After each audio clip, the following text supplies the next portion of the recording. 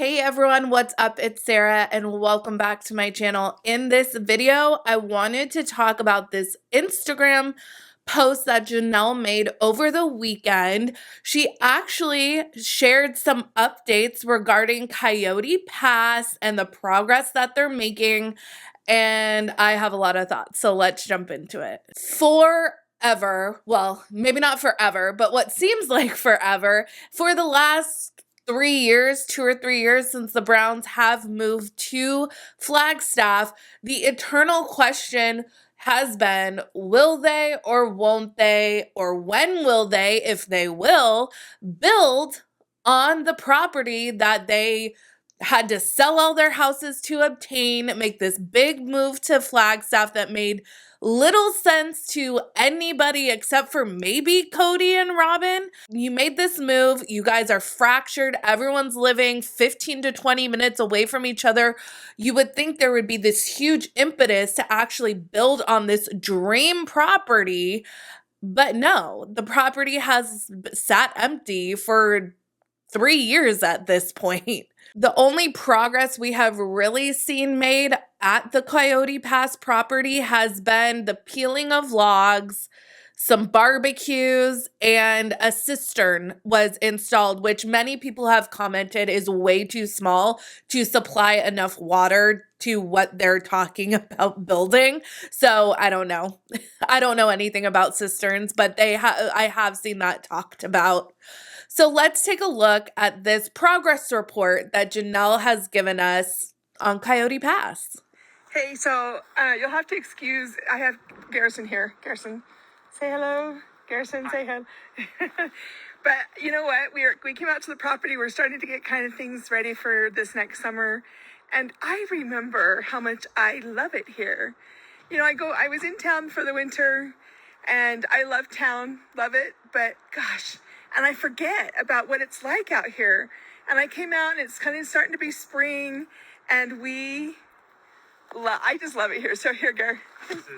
Yeah, so sorry, you're gonna have to excuse Garrison and I. We're moving stuff around. From moving stuff around. But like when you look at this whole thing, right?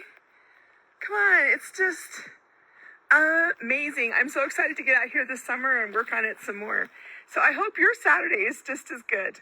Janelle speaks of changes coming this summer as she is literally standing in front of the pile of logs that have sat there for almost 3 years. And my initial question was like, why wait until the summer? I mean, why? It's not snowing there right now. It doesn't look like the weather would be, impeding any kind of construction progress. So why wait until the summer? Why not have construction actively going on this property to get things moving? I mean, I just look at all the developments going up around where I live. Like 2 developments are going up across the street from where we live. And people are literally living in built houses while there's active construction going on and homes being built up on either side of them. So like it is possible to put up a house, get someone moved in, one of the wives moved in, build up another house. A lot of people are questioning, like, what are they waiting for? They're just blowing money. They have sunk so much money into this land that it's just sitting dormant while they're renting and financing other homes. And it's like every month that goes by is more money lost. So it just seems for a lot of people, and probably for what Christine saw herself, is that it's just a big waste of money. And when one of the wives that's benefiting from a nanny and, staying at home and seemingly not working, it's like, why, everyone complained that Meri got this huge house, and we're going to talk about Meri's Vegas house in just a second, but Meri got this big house. But Meri's actually contributing a significant amount of the family finances. So you know what? If Meri wants a big ass house, Meri can have a big ass house. I did see this. And you guys, we just have to talk about it. Since the Browns have been very open over the past couple years with how their finances have been so strained and how the houses, season 14, we saw that they put the houses up for sale. Cody said, we got to do this. And then the houses didn't sell right away. They didn't sell even kind of right away. They took months to sell and many price decreases to sell all of these homes. So let's take a look because it burns me, it hurts me, and I am not financially invested in this at all. So let's just talk about it for a second. The cul-de-sac homes that were sold over various months in 2019 are now valued at upwards or over $1 million. And you guys, the housing market is crazy right now, but yeah, that's got to burn. Now let's take a look at Meri's house, and I'm not going to share like addresses or anything, but I just found these figures staggering and we just have to discuss. Meri's house was initially listed in January of 2019 for $599,900. It finally sold in June of 2019 for $574,900 at a $25,000 price cut. Now, this is cool. The person who bought the home, I don't know, it's cool to me because, I watch a lot of HGTV. The person who bought the home renovated it, and there's actually really awesome interior pictures of post-renovation in this Sun article that I found. So I will link that down in the description. I think they did an excellent job renovating the interior of this home.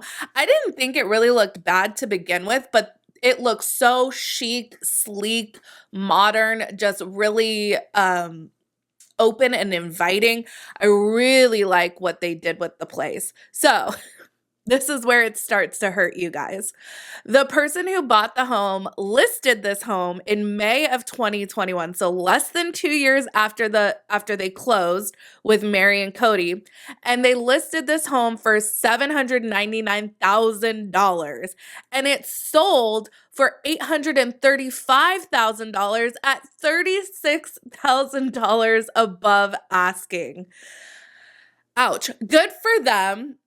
But we're already seeing quite the gap between what Meri and Cody sold the house for and what it now went for just a mere 2 years later. Now, the house is not currently on the market, but you can go to websites like Redfin and Zillow. I use Redfin personally, but it will tell you like what a house is valued at. And Meri's house is valued at over $1 million. And if it were to sell at its current valuation, there would be a difference between what Meri and Cody got for the house and what it's valued. The difference is $427,001. That's got to hurt.